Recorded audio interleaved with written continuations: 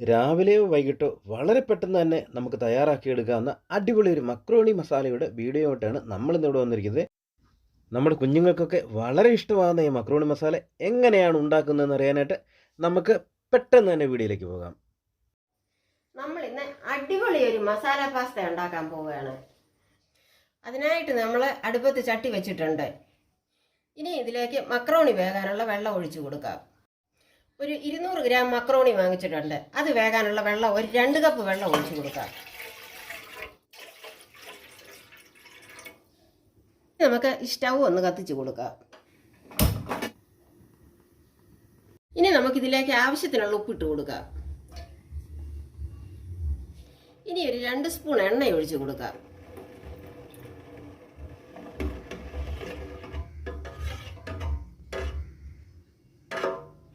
വെള്ളം തിളച്ച് വരുന്നുണ്ട്. ഇനി നമുക്ക് അതിലേക്ക് ഈ മക്രോണി ഇട്ട് കൊടുക്കാം.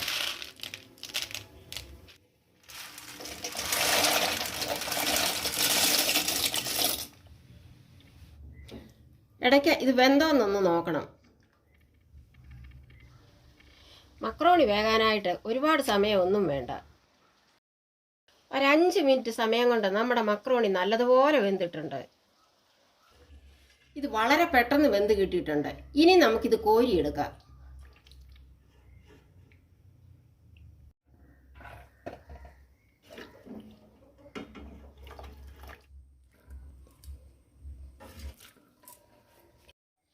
ഇനി നമുക്കൊരു ചട്ടി അടുപ്പത്ത് വെച്ച് സ്റ്റൗ ഒന്ന് കത്തിച്ചു കൊടുക്കാം. ചട്ടി ചൂടായി വന്നിട്ടുണ്ട്. ഇനി ഒരു 2 സ്പൂൺ എണ്ണ ഒഴിച്ചു കൊടുക്കാം. ഇനി അതിലേക്ക് ഒരു 1/2 സ്പൂൺ വെളുത്തുള്ളി അരിഞ്ഞത് ഇട്ട് കൊടുക്കാം.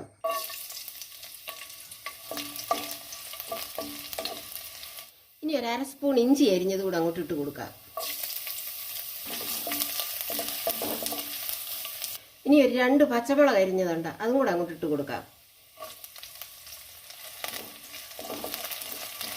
ഇനി ഒരു 1/2 കപ്പ് സവാള അരിഞ്ഞതും കൂടെ അങ്ങോട്ട് ഇട്ട് കൊടുക്കാം.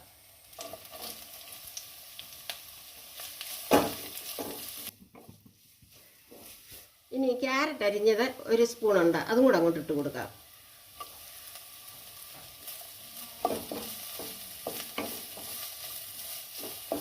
ഇനി ഒരു 1/2 കപ്പ് തക്കാളി അരിഞ്ഞതുണ്ട്, അതുകൂടി അങ്ങോട്ട് ഇട്ട് കൊടുക്കാം.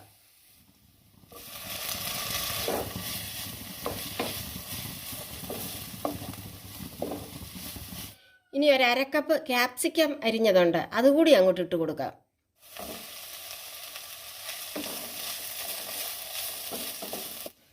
പച്ചക്കറിയൊക്കെ പകുതി വേവായിട്ടുണ്ട്. ഇനി നമുക്കിതിലേക്ക് മസാലപ്പൊടികൾ ഇട്ട് കൊടുക്കാം. ഒരു 1/2 സ്പൂൺ മുളക് പൊടി ഇട്ട് കൊടുക്കാം.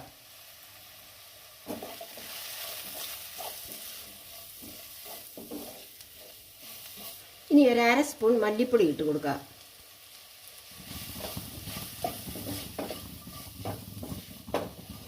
ഇനി ഒരു 1/4 സ്പൂണ് കുരുമുളക് പൊടിയും കൂടെ അങ്ങോട്ട് ഇട്ട് കൊടുക്കാം.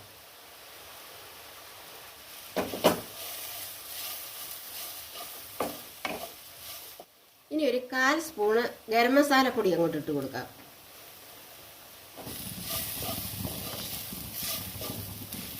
ഇനി ഒരു 2 സ്പൂൺ ടൊമാറ്റോ സോസ് ഒഴിച്ച് കൊടുക്കാം.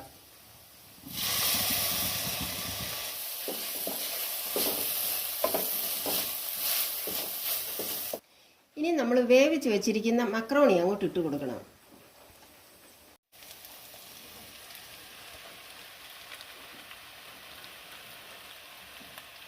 ഇനി ഇത് കുഴഞ്ഞു പോകാതെ പതുക്കെ ഇളക്കിയെടുക്കണം.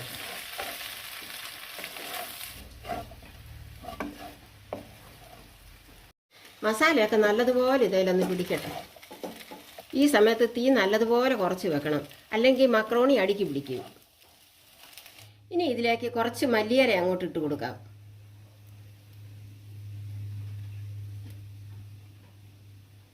നമ്മൾ മക്രോണി വേവിച്ചപ്പോൾ ഉപ്പിട്ടാണ് വേവിച്ചത്, അതുകൊണ്ട് പിന്നെ ഉപ്പിട്ടില്ല. ഇപ്പോൾ കുറച്ച് ഉപ്പിൻ്റെ പോരാഴികയുണ്ട്, അതുകൂടി നമുക്കൊന്ന് തൂവി കൊടുക്കാം.